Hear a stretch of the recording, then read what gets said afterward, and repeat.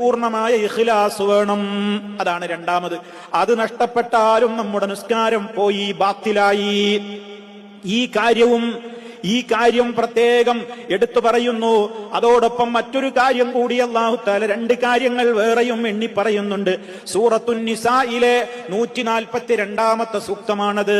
മുനാഫിഖീങ്ങളെ കുറിച്ച് അല്ലാഹു അവിടെ പറയാണ്, വഇദാ ഖാമൂ ഇലസ്സലാത്തി ഖാമൂ കുസാലാ യുറാഊന അന്നാസ വലാ യദ്കുറൂനല്ലാഹ ഇല്ലാ ഖലീലാ.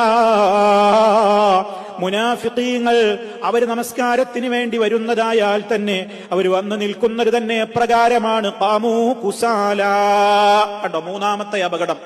കുസാല, കെസ്ലാനുകളായിക്കൊണ്ടാണ്, മടിയന്മാരായിക്കൊണ്ട് നിസ്കരിക്കരുത്. നിസ്കാരം എന്ന് പറയുന്നത് വളരെ മനസ്സന്തോഷത്തോടെ, വലിയ ആഹ്ലാദത്തോടെ, യജമാനനായ റബ്ബിന്റെ മുമ്പിലേക്കാണ് ഞാൻ പോകുന്നത്.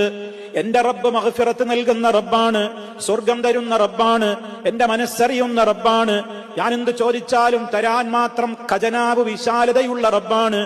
ആ റബ്ബിന്റെ മുമ്പിലേക്കാണ് ഞാൻ പോകുന്നത്. വലിയ പ്രതീക്ഷയോടെ, വലിയ സന്തോഷത്തോടെ, വലിയ മുന്നൊരുക്കത്തോടെ, താല്പര്യത്തോടെ പോകണമെന്നാണ് ഇസ്ലാം പറയുന്നത്.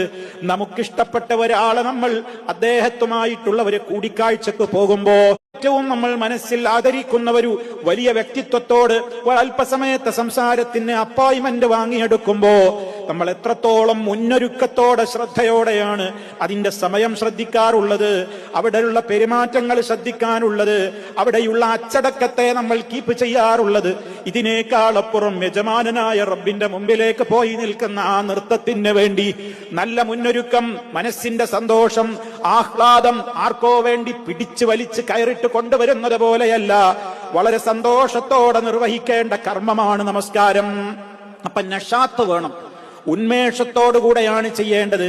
ഉന്മേഷമില്ലാതെ മടിയോടുകൂടെ ചെയ്യുന്നത് അള്ളാഹുവിന്റെ റസൂൽ ഒരിക്കലും അത് നിരുത്സാഹപ്പെടുത്തിയ ചരിത്രം നമുക്ക് കാണാം. ഒരിക്കൽ അവിടുന്ന് മദീനത്തെ മസ്ജിദിലേക്ക് ചെന്നു നോക്കുമ്പോ അവിടുത്തെ രണ്ട് തൂണുകൾക്കിടയിൽ ഒരു കയറ് കെട്ടി ബന്ധിച്ചിരിക്കുന്നതായി ശ്രദ്ധയിൽപ്പെടുന്നു. നബി സല്ലല്ലാഹു അലൈഹി വസല്ലം സഹാബിമാരോട് ചോദിച്ചു, മാ ഹാദൽ ഹബൽ, എന്താണ് പള്ളിയിൽ രണ്ട് തൂണുമായി ബന്ധിച്ചുകൊണ്ടൊരു കയറ് കെട്ടിയിട്ടുള്ളത്? അവർ മറുപടി പറഞ്ഞു, ഹാദാ ഹബലുൽ ലിസൈനബ്, ഇത് സൈനബ് റളിയല്ലാഹു തആല അൻഹാക്ക് നിസ്കാരത്തിന് സഹായകരമായ നിലക്ക് അവർ കെട്ടിയ കയറാണ്. ഇദാ ഫതറത തഅല്ലഖത് ബിഹി, നിസ്കാരത്തിൽ ഇങ്ങനെ നിന്ന് ക്ഷീണവും തളർച്ചയും ഒക്കെ തോന്നുമ്പോ, ഉന്മേഷം നഷ്ടപ്പെടുമ്പോ, ഒരു ഉന്മേഷം കിട്ടാൻ വേണ്ടി, മടി പോകാൻ വേണ്ടിയിട്ട് ഈ കയറുമ്മലൊന്ന് ഊന്നി ബന്ധിച്ചു നിൽക്കലാണ് പതിവ്. നബി സല്ലല്ലാഹു അലൈഹി വസല്ലം ഉടനെ പറയുന്നു,